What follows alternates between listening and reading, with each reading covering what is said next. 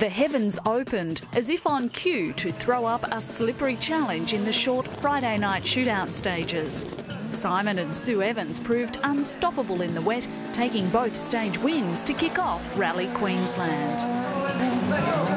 Into the forests the next day and their frantic pace continued. In fact, they broke the 10-minute barrier over the 14.5-kilometre stretch, opening up a significant 7.3-second gap to Eli Evans. The pace Simon showed early even surprised himself. Under 10, that is, I think, a new record. I did a 9.56 on the second pass last year, which was pretty impressive. And I did say to Sue when we got to the end, I said, what was the time? She said 9.58. And I gone, oh. Teammate Neil Bates was complaining of a centre diff problem, with it changing its drive and proving noisy under brakes.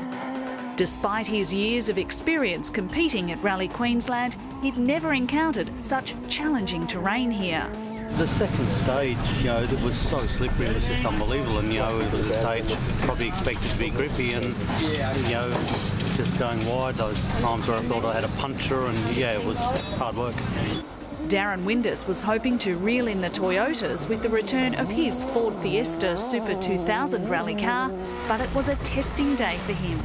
We had a spin in the first stage this morning, about 3 k's in. Didn't get enough temperature in the tyres actually going to the stage, and a bit too hard into a left-hander and spun it and up against the bank. And with these sequential gearboxes, unfortunately, you've actually got to be moving to change down gears. So we're in 4th gear up against the bank. So every time I started it, I had to change back a gear and it would stall again. So it cost us at least 30 seconds. Eli Evans looked set to trade times with Neil Bates for the remainder of the day, but he hadn't banked on a challenge from within. On stage 2, right at the start, the jack handle actually rolled under my feet, which made it interesting. Chris was like, just clean it up, will you? I said, I've got a jack handle under my feet, mate. Oh, okay. But, we got to the end and we lost probably a little bit of time and we're still going. Dramas also for Glenn Raymond, who was impressing in 5th until he thought his Corolla was suffering gearbox problems.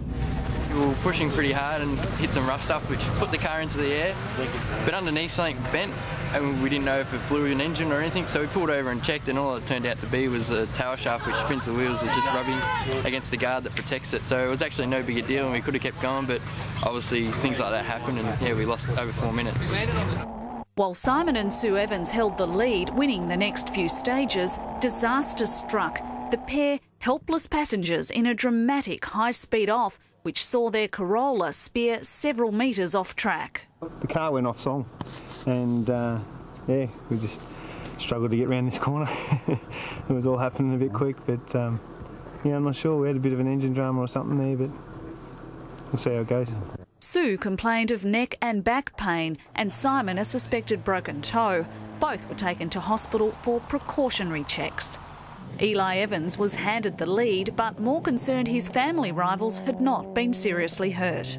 Most of that stuff, you're averaging over 140 k's through that fast section, so it's not a nice place to go off, but fortunately they're both fine, and hopefully we'll see you back tomorrow. As Heat 1 drew to a close, it would prove to be Bates's day, the Toyota driver snatching victory from Eli Evans, his younger rival missing out on securing his maiden heat win, puncturing a tyre on the final stage of the day.